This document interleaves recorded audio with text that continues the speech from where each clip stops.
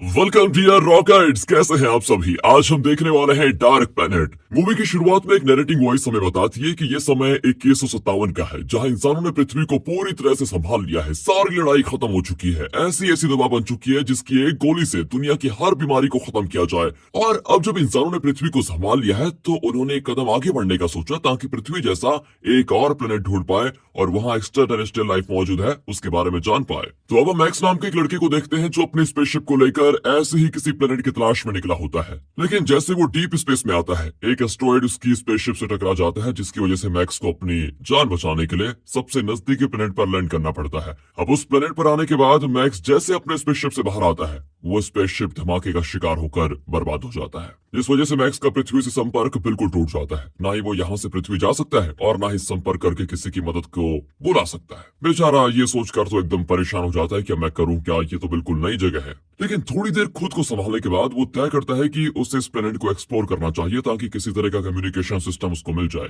उसके जरिए वो यहाँ पर पृथ्वी से मदद बुला पाएगा। साथ ही इस प्लेनेट की एक अच्छी बात ये होती है कि ये बिल्कुल पृथ्वी के वातावरण जैसा होता है, जिससे मैक्स को सांस लेने में कोई दिक्कत नहीं होती। अब मैक्स जैसे ही आगे बढ़ता है तो वहां पर जैफ नाम का एक सोल्जर आता है जो इसी प्लेनेट पर रहता है। मैक्स को उसकी भाषा समझ में नहीं आती, इसलिए वो ट्रांसलेट करने वाले डिवाइस को अपने काम में लगा लेता है, ताकि वो उसकी भाषा को समझकर उससे बात कर पाए। इसके बाद जैफ मैक्स को अथॉरिटी के लोगों को सौंप देता है, ताकि वो खुद इसे संभाल ले। फिर वो लोग मैक्स के सर पर किसी तरह का हेलमेट लगाकर उसकी सारी मेमोरीज को स्क्रीन पर देखने लग जाते हैं, ताकि मालूम कर पाए कि आखिर ये है कौन और कहां से आया है। अब सारे सोल्जर्स मैक्स को सिटी के कैपिटल में लेकर जाते हैं, जहां रास्ते से गुजरते हुए मैक्स को इस प्लेनेट पर रहने वाले आम लोग भी दिखाई देते हैं, जो खाने पीने की चीजों के लिए एक दूसरे से लड़ रहे होते हैं। आसपास का पूरा माहौल देखकर ऐसा प्रतीत होता है कि यहाँ के लोग आजादी के लिए लड़ रहे हैं। तभी आगे बढ़ते हुए मैक्स की नजर एक टावर पर पड़ती है। इस टावर को लेकर यहाँ के लोगों का मानना यह है कि ये उन्हें दुश्मनों से बचाता है। लेकिन तभी अचानक से वो टावर विस्फोट हो जाता है, जिसका मलबा मैक्स और उसके साथ ही जितने भी लोग मौजूद होते हैं उन पर ही गिर जाता है। इसमें कई लोग मारे जाते हैं, लेकिन जिस टैंक में मैक्स मौजूद था उसमें जेम्स नाम का एक सोल्जर भी शामिल होता है।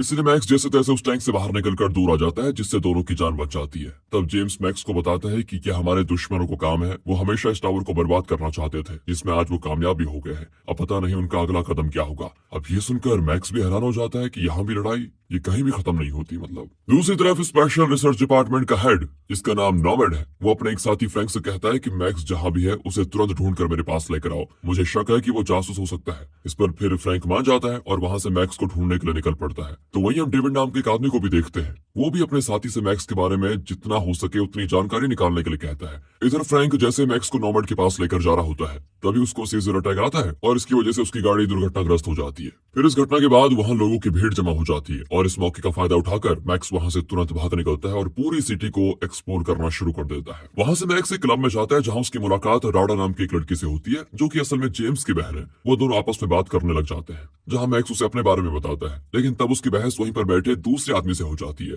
वो आदमी अभी तो मैक्स को कुछ नहीं करता, लेकिन जब मैक्स राडा के साथ क्लब से बाहर आता है तो वहां वो अपने गुंडों को लेकर आ जाता है, जो मैक्स को मारने के इरादे से वहां पर आए थे। लेकिन मैक्स बड़ी आराम से उन सभी को मार गिराता है, जिसकी बहादुरी देखकर राडा उसे अपने घर लेकर आ जाती है और तब वहां पर जेम्स भी आ जाता है। अब मैक्स उनसे इस प्लेनेट के बारे में पूछता है, जिस पर वो दोनों बताते हैं कि हमें इस प्लेनेट के अलावा दूसरे किसी भी जगह की जानकारी निकालना अलाउ नहीं है, और जिस सिटी में हम रहते हैं उस अथॉरिटी चलाती है, जिसका लीडर टॉम नाम का एक आदमी है। उसी ने हम सबकी प्रोटेक्शन के लिए पूरी सिटी में टावर लगाया है। लेकिन बाकी सिटी की अथॉरिटीज चाहती हैं कि सारी सिटी एक साथ होकर काम करे, लेकिन हमारी सिटी ऐसा नहीं चाहती। इसलिए बाकी सिटी जितनी भी है वो हमारी दुश्मन बन चुकी है, जो हम पर हमला करती रहती है और हमें पूरी तरह से बर्बाद करना चाहती है। ये जानकर मैक्स हैरान हो जाता है, जिसके बाद जेम्स मैक्स को भी सोल्जर की ट्रेनिंग देना शुरू कर देता है, ताकि वो भी दुश्मनों से खुद को प्रोटेक्ट कर पाए। साथ ही राडा और मैक्स धीरे धीरे एक दूसरे को पसंद करने लग जाते हैं। अब कैप्टन के कहने पर मैक्स और जेम्स के साथ बाकी कुछ सोल्जर्स एक मिशन पर जाते हैं। उस मिशन के अनुसार उन्हें कुछ रेबल्स को पकड़ना होता है, जिन पर अथॉरिटी को शक है कि शायद उन्होंने टावर को विस्फोट करने में दुश्मनों का साथ दिया हो। और मैक्स जब उन रेबल्स के पास जाता है तो उसे वो सारे बिल्कुल नॉर्मल इंसान दिखाई देते हैं, जिन्हें बस अपने परिवार के साथ शांति से रहना पसंद है। तो आखिर ये लोग रेबल कैसे हो सकते हैं, ये उसके दिमाग में आ रहा होता है। लेकिन तब भी उन्हें पकड़कर अथॉरिटी के पास सौंप दिया जाता है, जहां उन्हें बहुत बुरे तरीके से मारकर ये पूछा जाता है कि क्या तुमने उस टावर को उड़ाने में दुश्मन की मदद की थी। जिस पर वो सारे लोग इतनी तकलीफ सहने के बाद भी इस बात को मानने से इनकार कर देते हैं कि उन्होंने टावर को गिराया है। और मैक्स जेम्स से कहता है कि मुझे नहीं लगता कि रेबल्स बुरे हैं, वो आम इंसान ही तो हैं, जिन पर हम जबरदस्ती अत्याचार कर रहे हैं। इसलिए मैं उन्हें अथॉरिटीज के लोगों से बचा कर ही रहूंगा, कुछ भी हो जाए। जेम्स उसे ऐसा करने से मना करता है, लेकिन मैक्स उसकी एक नहीं सुनता। और जब कैप्टन मैक्स को ऑर्डर देता है कि तुम्हें सारे रेबल्स को खत्म करना है, तो वो कैप्टन के कहने पर उन्हें उस जगह ले आ जाता है जहां उन्हें मारना था। लेकिन वहां आने के बाद वो चुपके से उन सभी रेबल्स को जंगल के रास्ते भगा भी देता है। और इस बारे में जब कैप्टन को पता चलता है तो वो गुस्से से आग बबूला हो जाता है। तो मैक्स उससे कहता है कि ये सारे रेबल्स नहीं बल्कि निर्दोष इंसान है जिन पर अत्याचार किया जा रहा है, इसलिए मैं उन्हें नहीं मार सकता। और तब ये सुनते ही कैप्टन मैक्स को शूट कर देता है, जिस चीज को देखकर जेम्स भी घबरा जाता है और उसकी मदद करने की कोशिश करता है, लेकिन कैप्टन जबरदस्ती उसको वहां से लेकर जाता है। और कुछ समय के बाद मैक्स की आंख रेबल्स के बेस पर खुलती है जिन्होंने मैक्स को बचाकर उसका इलाज किया होता है। वो सारे लोग मैक्स को अथॉरिटी की सच्चाई बताते हैं कि अथॉरिटी के सारे लोगों ने पूरे शहर के लोगों को अपने कंट्रोल में ले रखा है, और तुमने जिस टावर को देखा था वही टावर जो सिटी के लोगों को दुश्मनों से बचाता है, वो असल में हमें दुश्मनों से बचाता नहीं बल्कि ऐसी रेडिएशन छोड़ता है जिससे सारे लोग रेडिएशन के कंट्रोल में आ जाते हैं। और एक बार कोई इंसान रेडिएशन के कंट्रोल में आ जाए तो वो वही बात सुनेगा, कहेगा और करेगा जो अथॉरिटी उससे कहेगी करने को। वो इंसान अथॉरिटी की कठपुतली बन जाता है। लेकिन हाँ, कुछ ऐसे लोग भी मौजूद हैं जिन पर रेडिएशन का कोई असर नहीं होता, और जब भी रेडिएशन की वेव उस इंसान के साथ से गुजरती है उसे सिर्फ सीजर अटैक आ जाता है। और इसी अटैक की वजह से अथॉरिटी को मालूम पड़ जाता है कि इन लोगों पर रेडिएशन का असर नहीं हो रहा, इसलिए वो ऐसे लोगों को रेबल बताकर उन्हें मारने का ऑर्डर दे देते हैं ताकि सारे रेबल मिलकर अथॉरिटी के खिलाफ न हो जाए। और लगता है तुम्हारे अंदर भी वही खास बात है, तभी तुम्हारे ऊपर रेडिएशन का असर नहीं हो रहा। अब ये सुनकर मैक्स और हैरान हो जाता है और ये तय करता है कि उसे किसी भी तरह अथॉरिटी की सच्चाई लोगों तक लानी ही होगी। और मैक्स सभी से कहता है कि सुनो मेरी बात, हमें सारे टावर को उड़ा देना चाहिए ताकि सभी अथॉरिटी की कंट्रोल से बाहर हो जाए। इस पर ये सारे मान जाते हैं। तो मैक्स उनकी टीम को लीड करते हुए एक टावर के पास जाता है। जाने के बाद वो सारे सोल्जर्स को मारना शुरू कर देते हैं, इसलिए सोल्जर्स भी उन पर हमला कर देते हैं जिसमें कई सारे मैक्स के साथी मारे जाते हैं। लेकिन तब भी मैक्स उस टावर में बॉम्ब लगाकर उसे उड़ाने में कामयाब हो जाता है। लेकिन उसके कई साथी मारे भी जा चुके होते हैं तो उसे इस बात का बहुत दुख भी होता है। और मैक्स वहां से जेम के पास आता है जिसे देखकर वो हैरान भी होता है और खुश भी।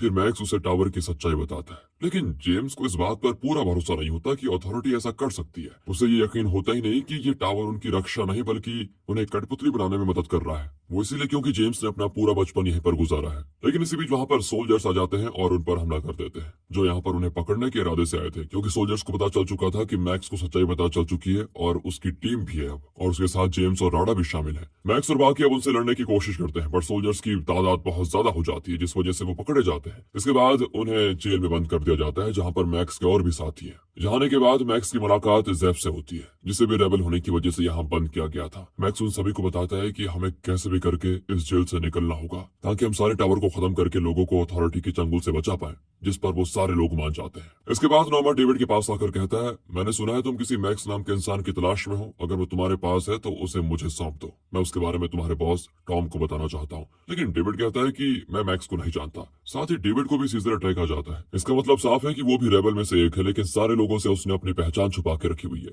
दूसरी तरफ मैक्स जेफ और एक कैदी के साथ चुपके से जेल के बाहर आ जाता है और वहां से टावर को विस्फोट करने निकल जाता है। लेकिन थोड़ी दूर आने के बाद उन पर कुछ रोबोट्स हमला कर देते हैं, इसलिए वो सभी जल्दी से इधर उधर छुपने लग जाते हैं ताकि सारे रोबोट से बच पाए। वहीं डेविड को जब पता चलता है कि मैक्स की बॉडी भी रेबल की तरह है जिस पर किसी रेडिएशन का कोई असर नहीं होता, तो वो अपने एक साथी को तुरंत आदेश देता है कि जाओ और मैक्स को कहीं से भी ढूंढ कर मेरे पास लेकर आओ, वो भी जीवित। पर याद रहे, इस बारे में किसी को कानो कार खबर नहीं होनी चाहिए, वरना मैं तुम्हें जिंदा नहीं छोड़ूंगा। और इस पर वो उसकी बात मान जाता है। इधर मैक्स जेफ और उस आदमी से कहता है कि क्या हो अगर अथॉरिटी के सेंटर को ही उड़ा दे जहां से वो सारे टावर को कंट्रोल करते हैं, मतलब जहां से सारे टावर्स को पावर मिलती है। इससे होगा ही कि सारे टावर्स एक साथ बंद हो जाएंगे। लेकिन जेफ कहता है कि ऐसा पॉसिबल नहीं है, टावर को बहुत ही अलग तरह से डिजाइन किया गया है जिसके बारे में कोई नहीं जानता कि वो ऑपरेट कैसे और कहां से होते हैं। अब ये सुनकर मैक्स फिर परेशान हो जाता है कि आखिर करे तो करे क्या करे। जेफ आगे बताता है कि साउथ में कई लोग रहते हैं जिन पर भी रेडिएशन का कोई असर नहीं होता, लेकिन उनका हमारी सिटी के लोगों से कोई लेना देना है नहीं, वो हमारी मदद भी नहीं करेंगे। एक तो तभी वहां पर एक ऑटोमेटिक टैंक आकर सभी पर हमला करना शुरू कर देता है, पर मैक्स जैसे तैसे अपनी जान पर खेलकर टैंक में घुस जाता है और उसके ऑटोमेटिक कंट्रोल सिस्टम को बंद कर देता है। अब मैक्स अकेले उस टैंक को लिए सिटी के बॉर्डर के पास आता है ताकि वहां से साउथ जाकर उन लोगों को अपनी टीम में शामिल होने के लिए मना पाए। पर बॉर्डर पार आने के बाद सोल्जर्स मैक्स को रोक लेते हैं। उन्हीं में मैक्स को जेम्स दिखाई देता है, इसीलिए वो उसे अपने टैंक में डालकर सारे बैरिकेड्स तोड़कर बॉर्डर के बाहर आ जाता है, जहां रास्ते में वो फिर से जेम्स को ये यकीन दिलाने की कोशिश करता है कि सच में अथॉरिटी रेडिएशन से सभी लोगों को कंट्रोल में कर रही है। तब जाकर जेम्स को इस बात पर यकीन होता है क्योंकि बॉर्डर क्रॉस करने के बाद उस पर रेडिएशन का असर कम हो गया था, जिसकी वजह से वो एकदम गुस्सा हो जाता है कि आज तक हमारे साथ धोखा हुआ है, और वो भी ठान लेता है कि अब मैं अथॉरिटी को छोड़ूंगा नहीं। इस पर मैक्स उसे अपने प्लान के बारे में बताता है कि हम साउथ जा रहे हैं, वहां के लोगों से मदद मांगेंगे ताकि सारे टावर्स को खत्म कर पाए। इस पर जेम्स भी उसकी इस चीज में मदद करने के लिए तैयार हो जाता है, और इसी सीन के साथ ये मूवी यहाँ पर खत्म हो जाती है। लगता है इसके आगे की कहानी दूसरे पार्ट में आएगी, जल्दी आएगी। दोस्तों मिलते हैं अगली बेहतरीन मूवीज के साथ। अगर आपको ये वीडियो अच्छी लगी हो तो लाइक कीजिए, चैनल को सब्सक्राइब, ध्यान रखिएगा अपना। Finally thanks for watching.